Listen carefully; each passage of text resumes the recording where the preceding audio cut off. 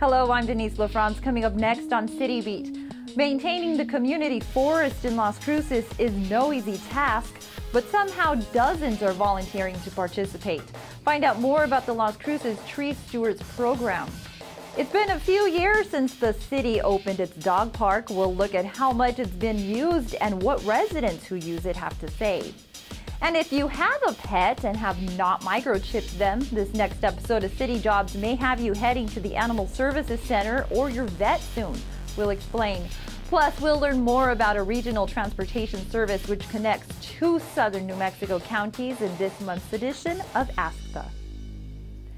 Welcome to City Beat for the month of September. Keep Las Cruces Beautiful and the Las Cruces Parks and Recreation Department have had great success in keeping Las Cruces green. The Tree Steward program has trained dozens of tree stewards since 2012, and the program keeps growing. CLC TV's Jennifer Martinez explains what the program does and why so many have given their time to participate. Thank you so much, everyone, for coming. My name is Mayra Llerenas. The Las Cruces Tree Steward program has begun for 2014. For 32 volunteers, both community members and city employees, the first day began with classroom instruction. 1620, half the United States covered with forest, old growth, wonderful. Each volunteer accepted the responsibility of giving back 40 hours of tree service after training. For this room, that means more than 1,000 hours of planting, pruning, watering, and advocating for trees. Before this program began a few years back, volunteers needed a lot of help. They had tried to do a community tree planting, and it didn't go as well, and so they wanted to, because the volunteers hadn't been trained, and so they thought it would be important to have volunteers go through a training that would prepare them to do tree plantings. The training now includes 24 hours of instruction, 13 sessions split between classroom lectures and training in the field. So a lot of the things that we talk about in the training is how to properly water trees. So we cover irrigation, we do different soil types to make sure that you water different soil types accordingly. The session on tree identification is extremely important for those reasons. Tree stewards aim to increase the tree canopy, or amount of trees that cover the city, when looking from an aerial view. That number now is only 3%. At the city's plant nursery, trees are being raised for future Arbor Day events or community tree plantings. Last fall, members of Project Doña Ana planted 500 trees from the city's nursery. They help to improve city parks and add to the city's tree canopy. While many volunteers are doing the work for free, they are learning about their community and can receive incentives. Not only do they get the tools to learn how to take care of trees and advocate for trees, but we also try to give our volunteers little prizes that they can, and also little mementos that they can take with them. While this year's program is already underway, volunteers can still participate. You can contact the Las Cruces Parks and Recreation Department at 541-2550. For City Beat, I'm Jennifer Martinez. Thanks, Jennifer. The program began in 2012 with a grant for $5,000 from Keep America Beautiful and Lowe's Home Improvement Store. A few weeks ago, the city was awarded another grant for the same amount to continue the training. The city's off-leash dog park seems to be barking up the right tree. CLC TV's Adrian Guzman visited the park to show us just how it has become part of daily life for dogs and their dog owners. It's a really great place to come to. We come here at least 3 times a week. It's a nice, safe environment for the dogs to run around and play, and you don't have to worry about them getting loose. You don't have to worry about the leashes. And they can get along with other dogs, and the owners are really great and everybody's friendly. This is Lola, and over there running around's Bo. He's the social butterfly. We come here as every other day as so often as we can. She has a lot of energy, so I have to bring her here so that way she can burn off some of that energy. It's really nice, especially because it has toys it has the chairs for people, it's shaded, it has the fenced in area. It's really nice to have a place like this. Last week there was 50-some dogs in here, and I don't know how many people, but there was a bunch. It's definitely growing a lot. In the evening hours, it's packed here. There's tons of dogs running around. There's tons of people. There's hardly a place to sit. It's the happening place at night. Dogs are social animals, so it's a real essential thing that they be able to play with other or meet other dogs, whether or not they play. It's real essential to their health. Just the physical activity, it's real healthy for them, like psychologically. Come on, Scout. It's like a Sunday afternoon walk. Everybody's really friendly. Everybody knows each other. When you come in first, you know the dogs first. Everybody knows who each other's dogs are. They say hi to each other. They'll play with each other's dogs, and everybody sits around and we all kind of talk together. So it's kind of just a dog community for all of us. For me, you know, I'm not from Las Cruces, so being here has allowed me to see how really nice the people are here in the city. It's like a sense of community. It brings people around, you know, together here. You know, we all have something in common, and it's the love of our dogs. Thanks, Adrian. Parks and Recreation administrators say there are no plans for another dog park right now, simply because there have been no concrete requests from the public. This park utilizes about $10,000 in resources a year for doggy bags and other maintenance. We here at Las Cruces Cable Channel 20 or Comcast CLC TV will soon have a monthly TV series. Starting at 7 p.m. on Sunday, September 17th, CLC TV will air New Mexico True Television. This 30-minute program features different cities and attractions throughout New Mexico. No one has more state pride than New Mexicans. The vibrant culture, bold flavors, unique history, and dramatic landscapes under our Zia sun are like no other. And the people of New Mexico are a rare breed. As diverse as we are, together we breathe life and soul into this high desert land, a land that promises adventure. I'm Michael Newman, and as your host, I'll be taking you with me as I seek out the best the Land of Enchantment has to offer. From small, out-of-the-way places to more familiar locations, the TV show is entertaining and informative. Each episode will air for 1 month. Episode 1 takes viewers to northeast New Mexico and a visit to an alpaca ranch, Old Pass Gallery, the Raton Museum, Schuler Theater, Vermejo Park Ranch, Dwan Light Sanctuary, and the St. James Hotel. The city of Las Cruces is testing an alternative to concrete sidewalks you may be used to walking on.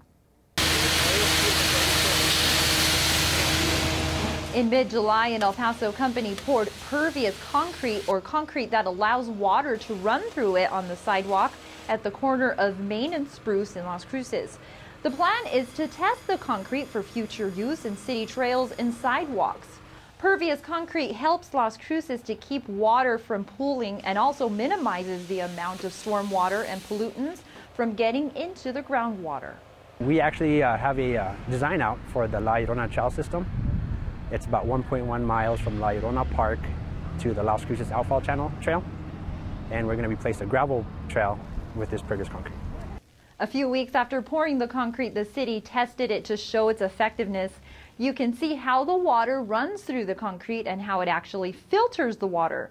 The work at La Llorona Park Trail is expected to go out to bid in October and could be under construction by the winter of this year. Monsoonal rains in Doña Ana County have improved drought conditions, but researchers with the United States Drought Monitor say that areas north of New Mexico still feel the effects of long-term precipitation deficits. Reservoirs that feed the Rio Grande have been seriously low, where other areas in New Mexico have received more than 10 inches of rain. 1 year has made a tremendous difference in New Mexico's drought situation. The state's drought conditions from a year ago show a lot of dark red, which indicates the areas in extreme drought. Late August reports show a big difference for the state. Doña Ana County's drought readings have not changed much in the course of the year, even after the recent rains. And remember, the city of Las Cruces works with Doña Ana County in the Office of Emergency Management to make sure sandbags are available for dwelling protection. A limit of 10 sandbags per person are available at all the city fire departments, with the exception of the Fire Station 7 on the West Mesa. And with the recent rains, it's still important to keep mosquito breeding areas from becoming problematic. Empty standing water containers around your home and call the mosquito hotline at 541-2547 if the problem is out of your control. You can also let the city know which areas need to be addressed. If you've ever had a cat or dog, you know it can be scary if they get out and wander about. But the city's animal control officers can be a first line of defense in returning your pet if you have your animals microchipped. They can also come to the rescue in times of ferocious animals or just pests you may not feel comfortable handling on your own. On any given day, the work of an animal control officer can be exciting or sad. In this month's edition of City Jobs, we look at a day in the life of an animal control officer. Basically, we get calls that it's been pending either late at night or even early in the morning, either a barking complaint that's been disturbing their sleep. We get a vicious animal in the morning. They're chasing kids. Many of those things we get early in the morning. We do respond as if it's priority. We try to respond as soon as possible. We're going to a dead cat in the middle of the road on Espina and Missouri. We just got 2 calls already on the same cat. We get all type of dead animals. In majority of the time, it's going to be just cats we're going to find. Usually when we deal with, even if they're live animals, we have to scan them. And the majority is going to be dogs we'll be scanning. But when I deal with like a cat, I want to make sure that there is a microchip, because if there is, it's my job to let them know that the cat's been found dead, and so they won't be asking questions, what happened with my cat, where is that, you know what I mean? It's just something, it's my conscience I have to do. We're now heading to Sierra Middle School. They got a dog in custody. There's a Las Cruces police officer standing by.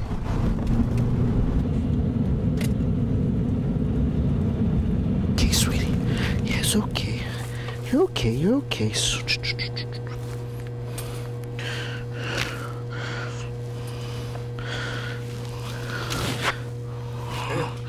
Okay, now we gotta take this up. Well, I getting bit. Actually, can we just take the color out? Yeah, we can't do that. Let me help you since I don't have those on. I got it. There you go. All right, sweetie. It's okay. Shh. Now, you think I can pick you up? There you go. There you go. Thanks again. No problem. Oh, no. You're just scared? You're just scared, huh? You're just scared? Here's your good puppies. It's okay. It's all right. You're all right.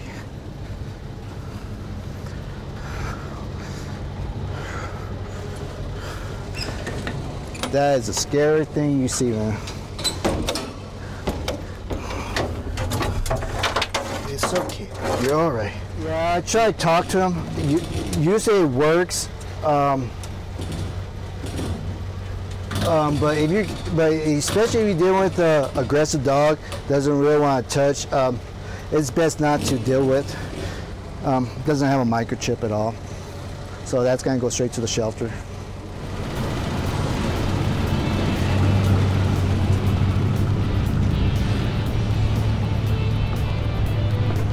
We're en route to a pizza place here off of on a Blue Snake on the parking lot.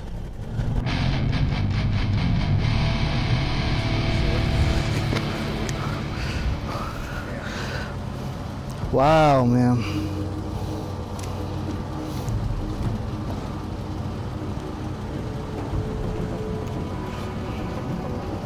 Oh, are you done with it?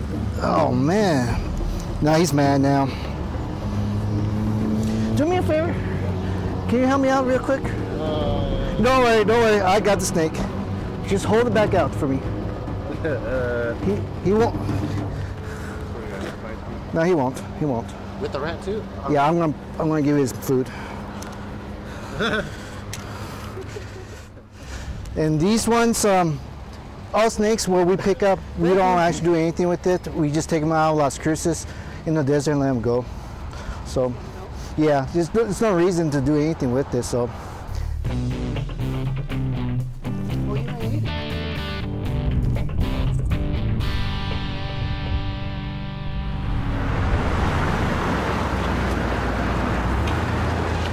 This is the part we're gonna have to take him to the impound the dog, knowing that we try to see it's got a microchip. It didn't have a microchip. You know, it's best for everybody to understand that when we lose our pet, we like to have our pet returned, and the best way to do it is get a microchip. It's the only way for us to find the owner and get him back home instead of bring him at the shelter. Even though if it's got vaccinations for rabies and you carry that tag, those tags usually get lost between the time you get out and the time we pick it up.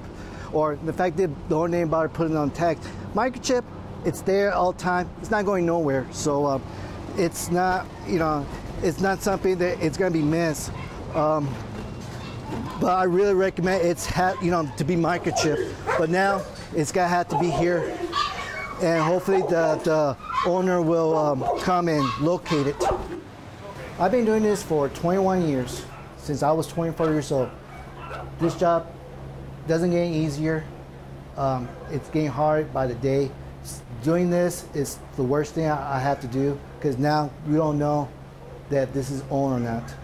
So hopefully we can encourage people to spay neuter their animals and microchip their animal, so that when we do pick them up, we can get them back home.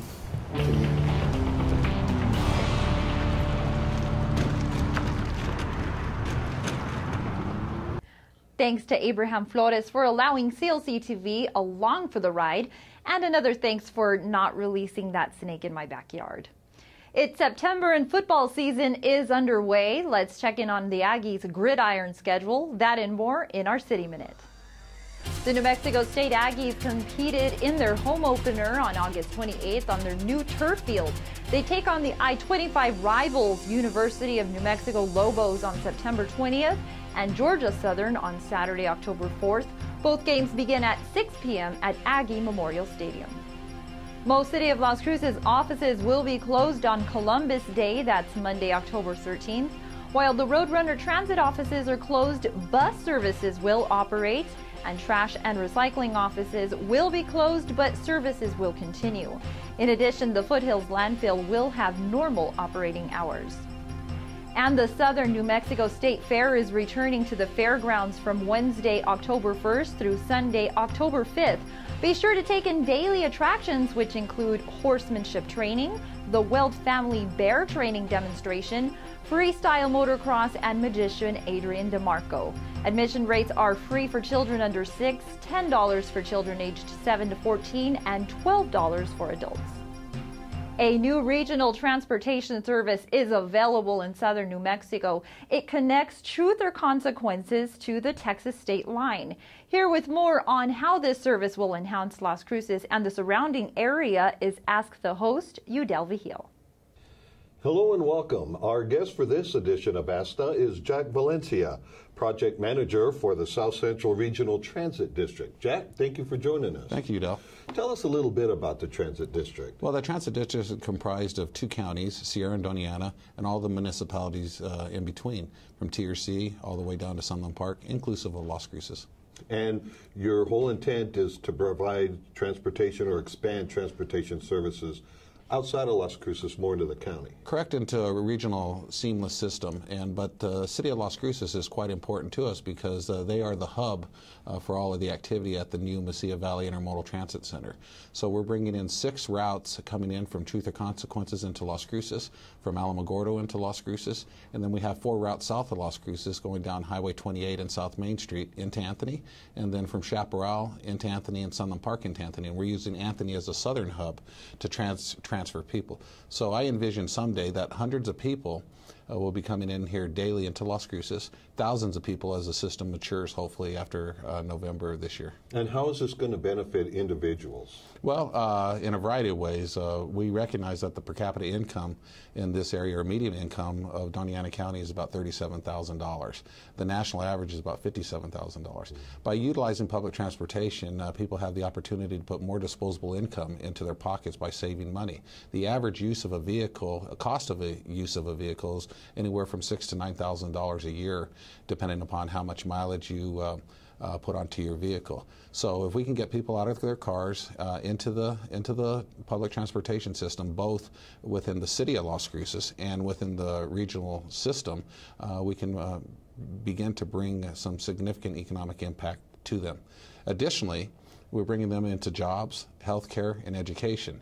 Recently, we announced the service at New Mexico State University, where we're going to be able to bring many of the residents from the South Valley into campus, so employees and or students. Now, students, the cost of education is pretty expensive these days, and so if we can assist them or not put the stress on them of having to make money to get to and from school and provide them an efficient, economic, beneficial way to get there, it's going to have a significant impact. So is this transportation system, will it allow for like daily commuting? Yes. You know, if I could get to work, to and from work without having to drive. Well, yes, we presently, this is a demonstration project that we're operating it through November this year. We have 3 times a day in which we run routes into all of those areas. We have a morning, a midday, and an evening. So we're trying to address what I call the touch and feel, scratch and sniff. You know, let people get on, feel it, you know, begin to use it, interpret the schedules, and see how it can benefit them. We have a referendum coming up in November this year.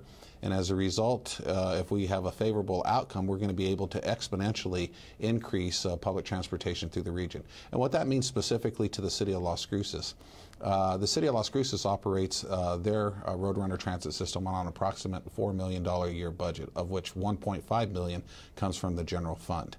Other funding comes from the feds, from the fare box, and other contracts that they may have. By passage of our initiative, we'll be able to infuse initially an additional $3 million per year to the city of Las Cruces for Roadrunner Transit. So they're going to be able to address many of the things that have fallen in their strategic plan by increasing the number of hours or the days of service, or maybe an abbreviated Sunday service of sorts. So they're going to have a lot more opportunity now to improve the system needs for the residents of Las Cruces also. Terrific. All right. Well, Jack, thank you very much. Our guest has been Jack Valencia, who is project manager for the South Central Regional Transit District. And I sure do thank you for coming in. Thank you, Udell. Thanks, Udell. It sounds like this transportation system has a great opportunity to link people to several counties in southern New Mexico. That's all for this episode of City Beat. Remember, tune in for live City Council meetings right here Mondays at 1 p.m. Plus, all archived meetings and programs can be found on clctv.com. And don't forget to like us on our Facebook page. Thanks for joining us. I'm Denise LaFrance.